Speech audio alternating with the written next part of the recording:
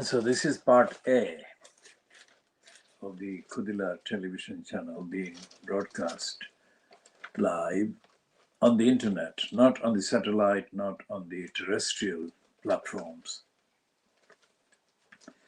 And this is coming from London, representing the campaign in defense of the community in the East End of London. And as part of the movement defending the community in the East End of London, from the East End of London. And it has got a dedicated perspective. This is the world exclusive diagnosis of Fleet Street. And the world exclusive diagnosis, of course, is of the role, the content, and the bias and the agenda represented by the collection of newspapers collectively called Fleet Street. That includes the Times. So the Times has got, as compared to the Scum, both of which are owned by the dirty digger Rupert Murdoch. The Times uses language that is distinctly separate, different from that used by the Scum. And the Scum is the Sun. And we call it the Scum because of the corrupt and dirty and filthy and dishonest and racist, brazenly racist role that this Scum plays and has been playing. The Scum is the paper, the so-called newspaper, that the Australian-born dirty digger Rupert Murdoch has used to make billions. His main source of income collectively have been the gullibles in Britain, which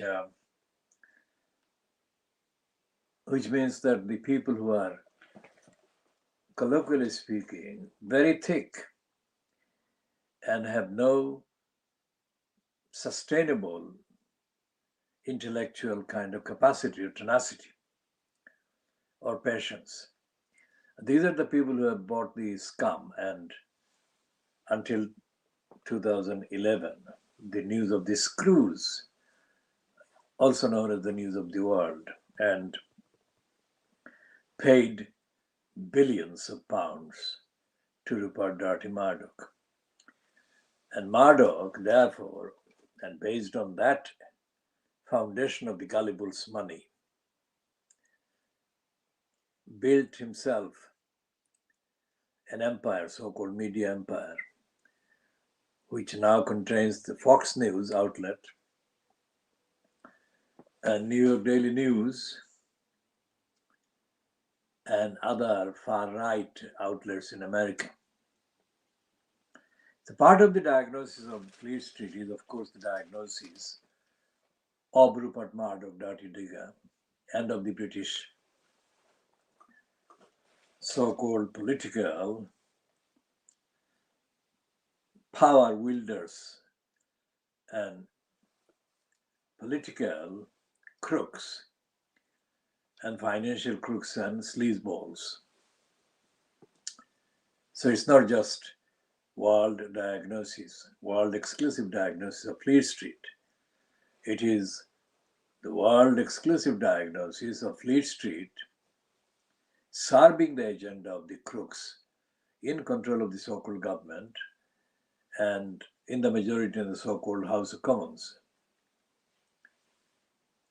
And the diagnosis also includes the relationship between the two and the relationship, their relationship with the others, and the inverse relationship with the political murderer of the Labour Party, Keir Starmer,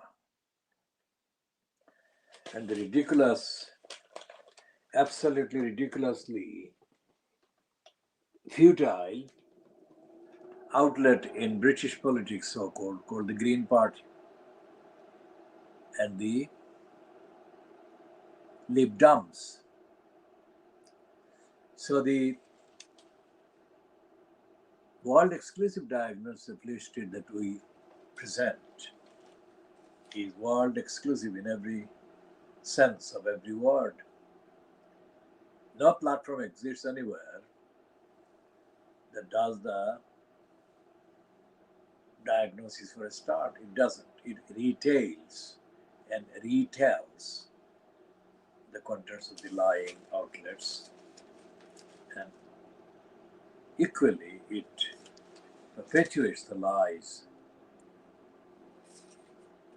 that the Fleet Street papers and the BBC peddle and speak. The BBC in particular is now a worse purveyor of the lies than it had ever been, because the entire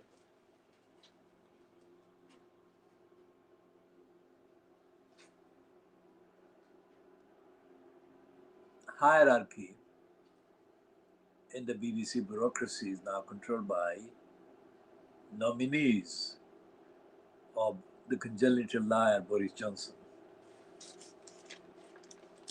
And the BBC is even less accountable than it has ever been.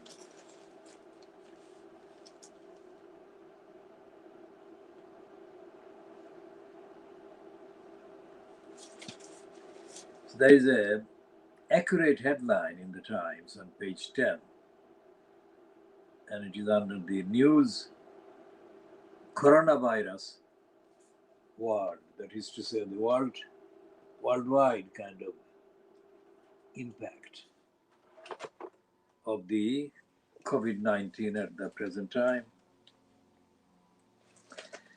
And the impact of the Narendra Modi virus is being felt in parts of Asia as well. And in the Far East, Singapore has shut down schools in its territory in the island amid Indian variant fears.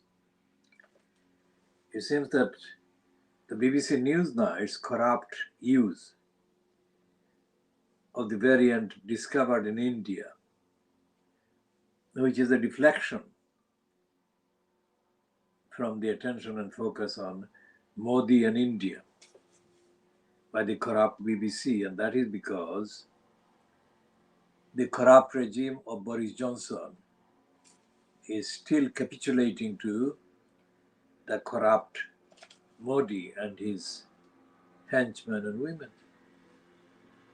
The world update at this date by the Times, the printed Times in London, is most new cases, India 281,386, and then Brazil 67,009, USA 30,732, Argentina 21,469, and Colombia 18,873. And the UK is placed on that list at number 30 with 1,979 as the figure. But as it has been happening in India,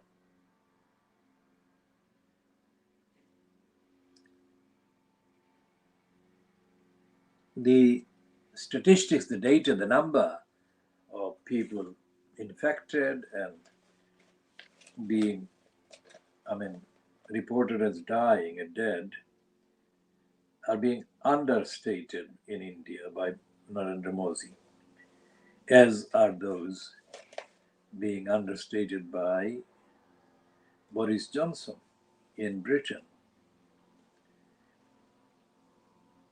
So the countries reporting most deaths are United States with 580,166 deaths, and Brazil 434,715, India 274,390, and Mexico 220,384, and UK number 5,127,684.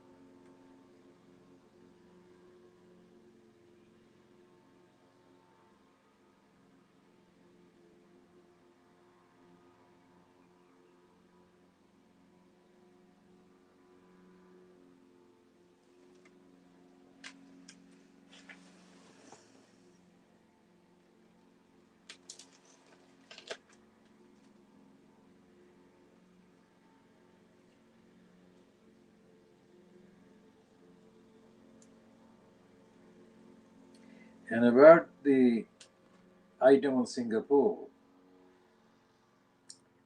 the Times says in a paragraph, Singapore has recorded close to 62,000 virus cases in a population of 5.85 million.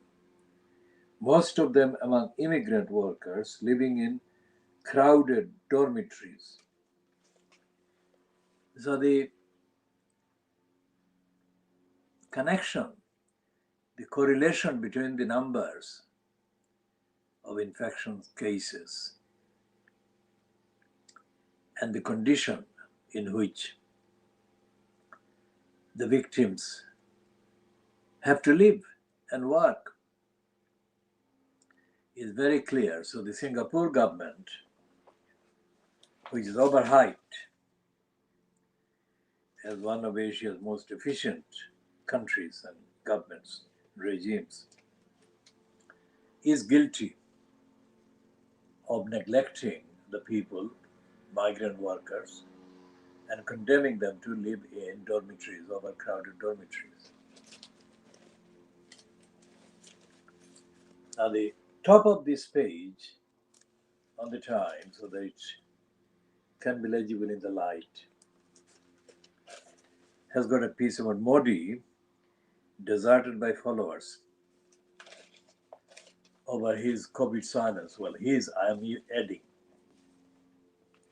The Times heading doesn't say his, but I am adding for instant accessibility and understanding. Giant black letters on the cover of news magazine spell missing.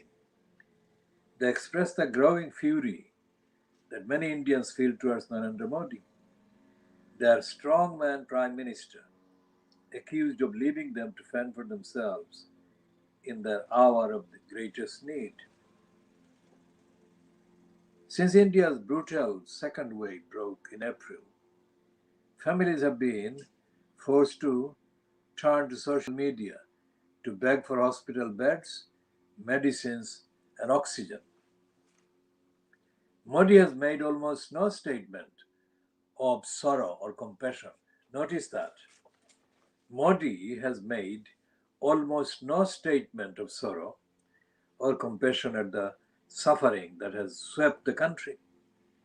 He has not held a press conference, nor tweeted or visited a bereaved family or overwhelmed hospital.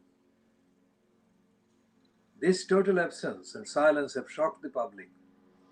Sanjay Kumar, a political expert at the Center for the Study of Developing Societies in Delhi, said,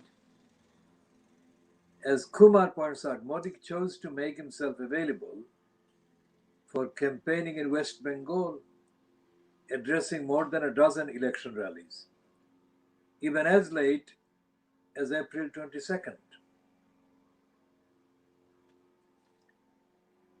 When the virus was raging, Modi was ready to fly there again until advisors suggested he should stay in the capital to monitor the emergency.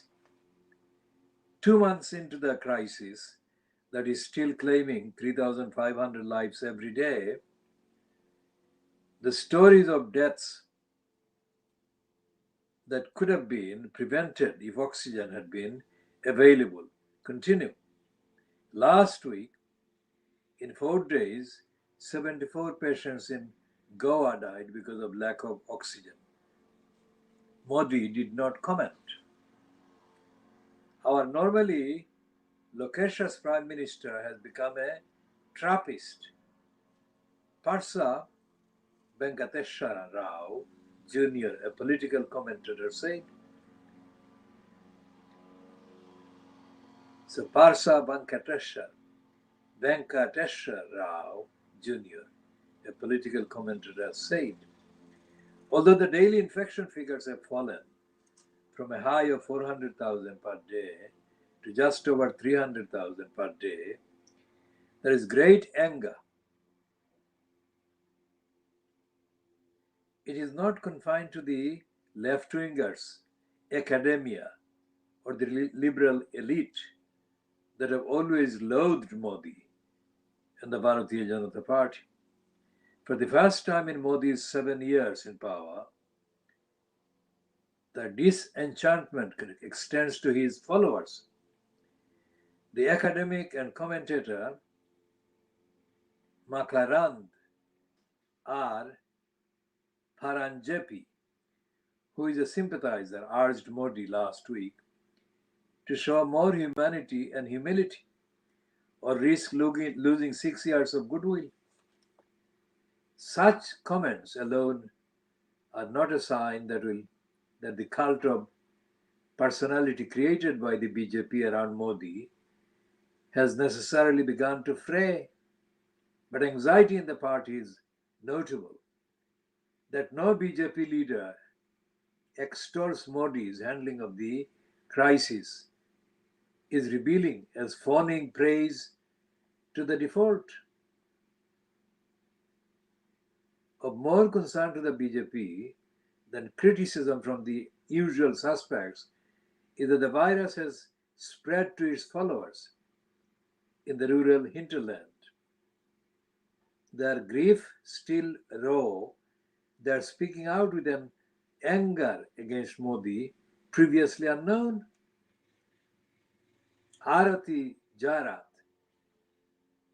a political analyst, believes there is little doubt that sections of the public are disillusioned with Modi. Now, that is an understatement. I mean, hundreds of thousands of people are dying and have died. And the Times is saying disillusionment. It's not disillusionment, it's total disgust. They want him to go. You see, this is written by a person called Omri Dillon, who is understating the whole thing. There is tremendous anxiety that the party will pay a heavy price for Modi's bungling. On Friday, 2 months or so after the second wave erupted, Modi finally broke his silence, making a passing comment 1 hour into a speech. The pain that my countrymen have endured, that many people have gone through, I feel the same pain, he said. For Suhas Palshika, a political scientist, the phrase too little too late is painfully inadequate. The casualness of it being an absolute lack of compassion, which, irrespective of whether it results in an electoral backlash or not, has been the most disturbing aspect of Modi's conduct, he said. Now, it is not necessarily likely that the BJP will lose power. And the reason why it's not necessarily likely is entirely to do with the fact that the Indian media is lying for Modi, despite the citation or references to 3 or 4 commentators by this Amrit Dhillon in this piece in the Times. The second thing is that the main opposition Congress party is dead politically.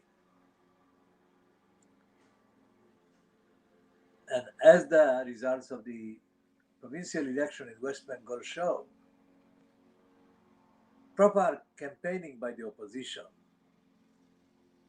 could easily topple, oust from power the BJP altogether for a very long time. But such campaign by the Congress is not happening. Such campaigning by other parties is not happening.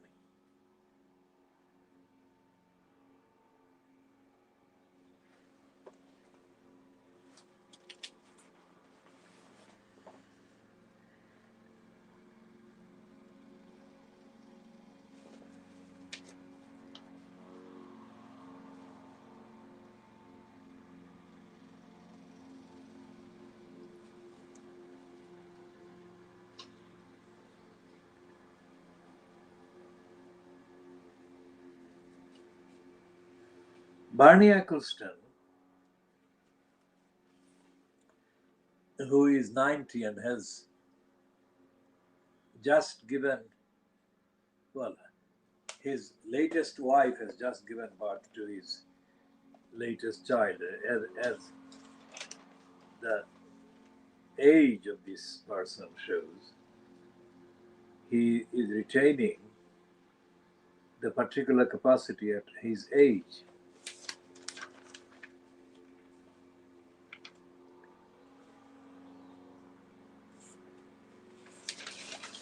The Financial Crimes is running a story about Belfast, and the heading is "The Police Cleared of Bias of the Republicans, Funerals in Belfast." Well, the word Republican means that those who want Northern Ireland to become united with the Republic of Ireland. So they're Republicans and they're against the monarchy of Brenda.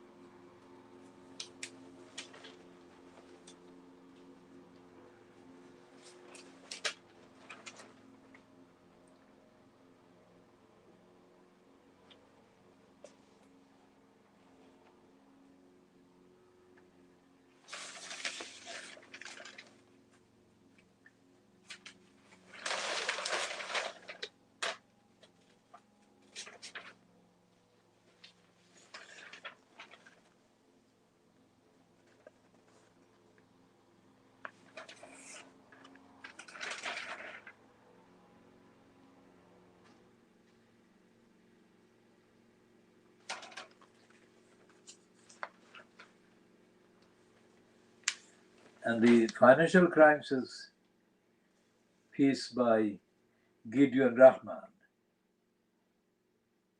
about global affairs is in denial about the massacres, genocide of the Palestinians over 70 years, because it says that Benjamin Netanyahu's master plan has failed.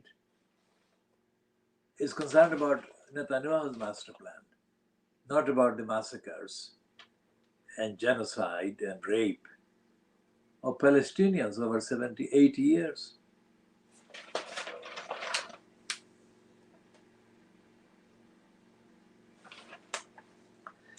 And the main heading to the first of two editorial pieces in the Financial Crimes reads, "The race is on to save Britain's reopening."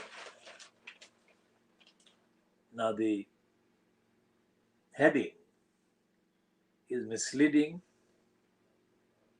corrupt, and is an extension of its editorial agenda to shore up big business and Boris Johnson. It says, in few places in the race between vaccinations and coronavirus barriers playing out as vividly as in the UK, as with almost reading again, with almost 70% of adults already given a first vaccine done, Britain has carried out its most significant reopening, allowing indoor socializing in pubs and some holiday travel, since it went into a third national lockdown in January. At the same moment, scientists are warning, reading again, at the same moment, scientists are warning that surges in the Indian variant threaten another potentially devastating wave of infection. The government is right to press ahead with easing restrictions coupled with rigorous monitoring and mitigating actions. This is the time for caution, but not for panic. Now, this is not the business of the Financial Times to opine about the need for caution.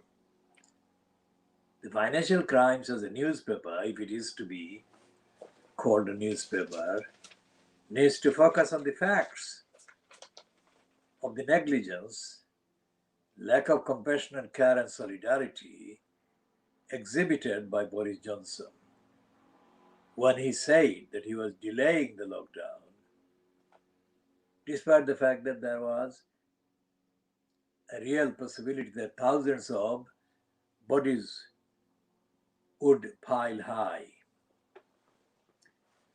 And the numbers were connected with the delay by Johnson himself in imposing the lockdown the first time round.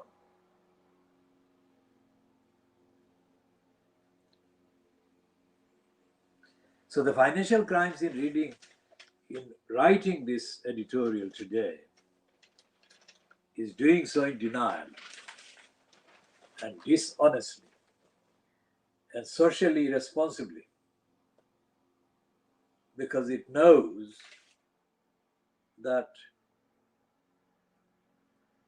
the lifting of the restrictions, the lockdowns, are going to be directly linked to the significant numbers of otherwise avoidable infections and fatalities.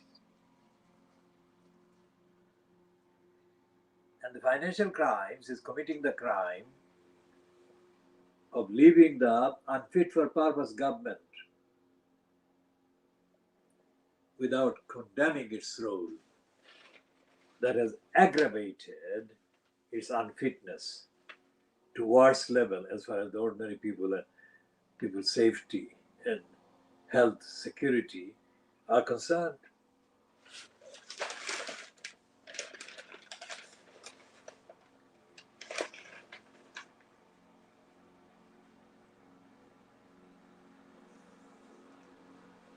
And the front page piece about, well, yesterday we renamed Matthew Hancock as Han Crook. He has been doing several corrupt things since he became member of the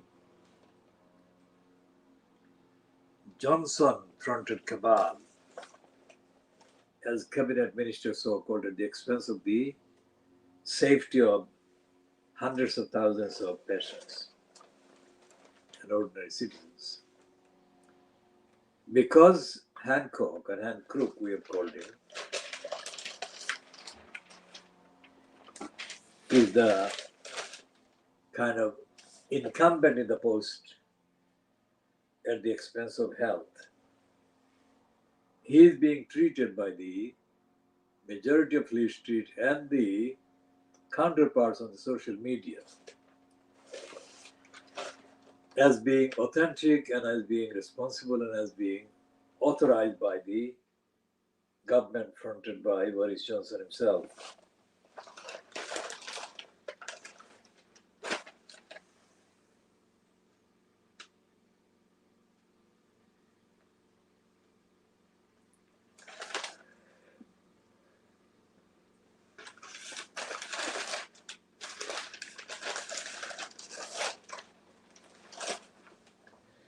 The financial crimes,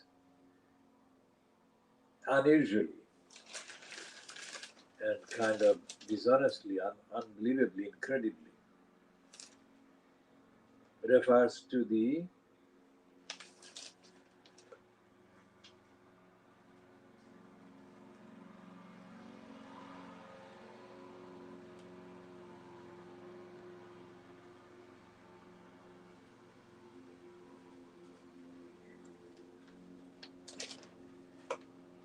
Adam Finn, a member of the Joint Committee on Vaccination and Immunization, said the body would review its advice that people under 40 should be offered alternatives to the Oxford AstraZeneca vaccine.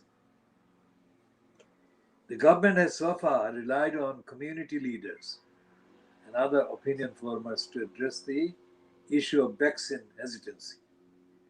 Treasury officials said there was no plan to give people financial incentives to have the jab. So financial intensive meaning bribing people to take the vaccine.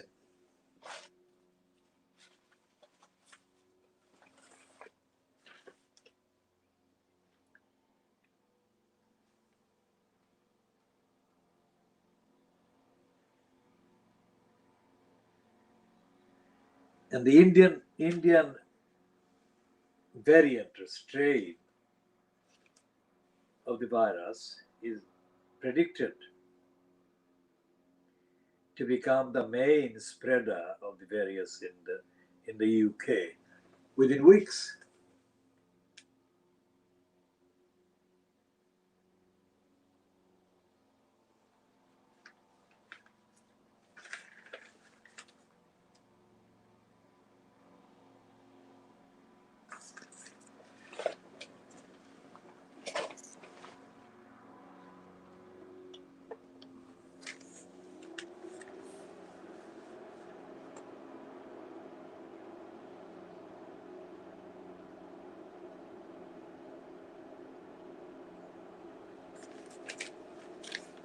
The Guardian is repeating the same corrupt pro-Modi kind of tag as the Newsnight Nick Watts did last night by omitting to mention India as the name of the variant and replacing that accurate word with a completely nonsensical, lying substitute phrase.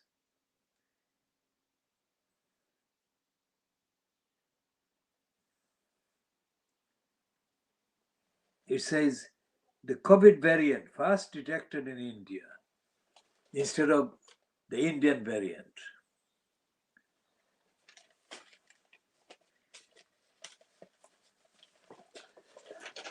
It is like the Guardian accommodating the fascist bombing that has been going on in the Middle East, with the Palestinians being bombarded with deadly bombs by the Israeli state. The Guardian and the rest of the Free Street is completely pretending that the severity of the bombing on the Palestinians is not as serious as it actually is.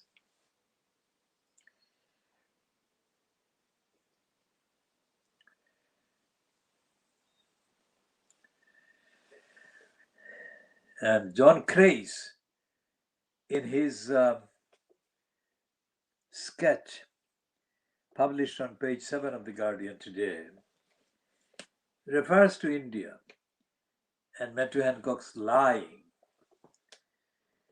He says, look at the evidence, said Matt, but not the evidence about putting India on the red list. This is John Crace repeating what has been published in the last 24 hours, that Johnson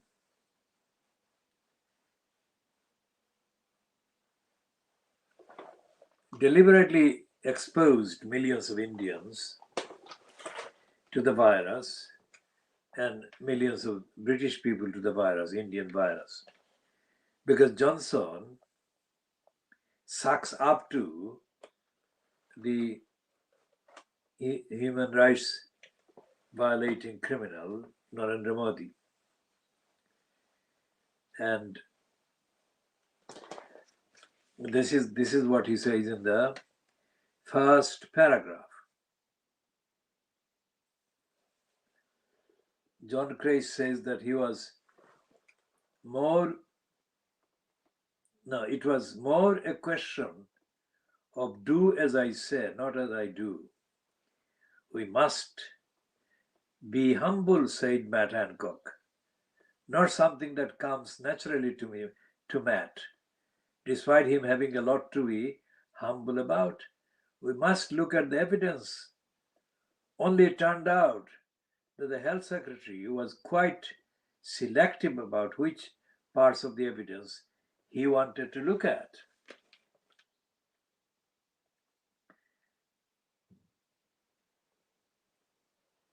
Doormat's latest statement to the Commons on the COVID-19 pandemic was meant to be a triumphant. Reading again, Doormat's latest statement to the Commons on the COVID-19 pandemic was meant to be triumphal. The day that England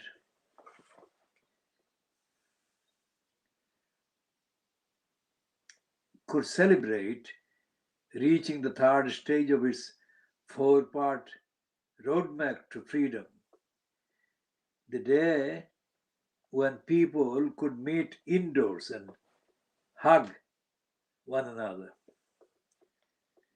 when they could eat and drink inside the pubs and restaurants.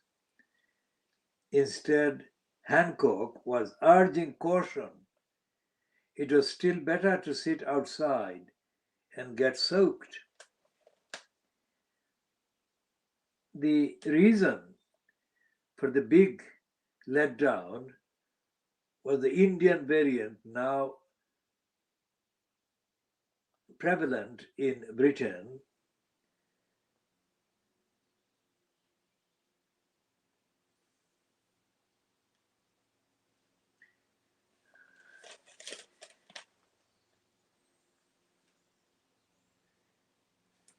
and so this goes on. I mean, this is the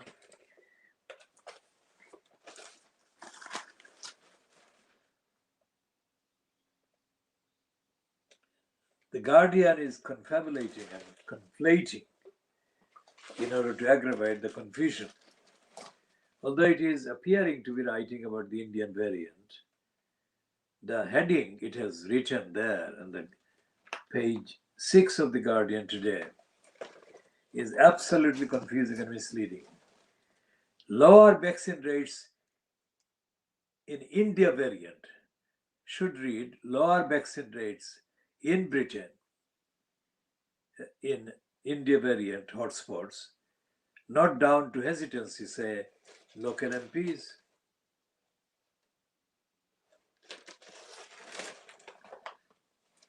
Vaccine hesitancy remains extremely low in the UK despite concerns over hospitalized patients in some areas who have not taken the COVID-19 jab, that is the vaccine.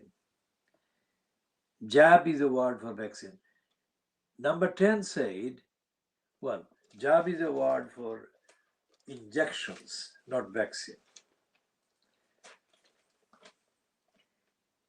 Number 10 said it had released thousands of additional vaccine doses to areas that had reported a sharp increase in the number of cases due to new variant originally detected in India, saying the dishonest things that.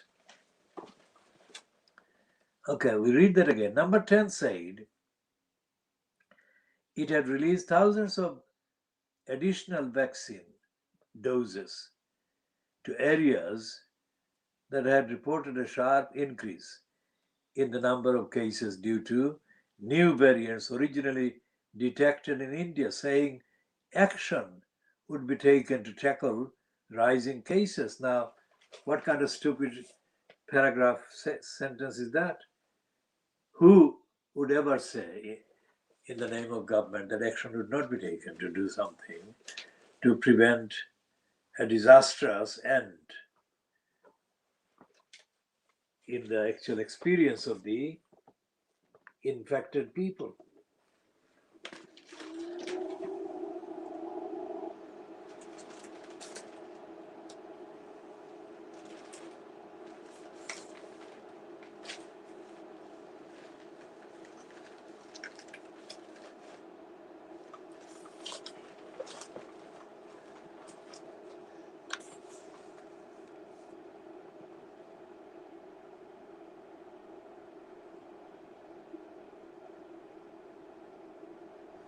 So we shall be ending this part here and continuing in the next parts.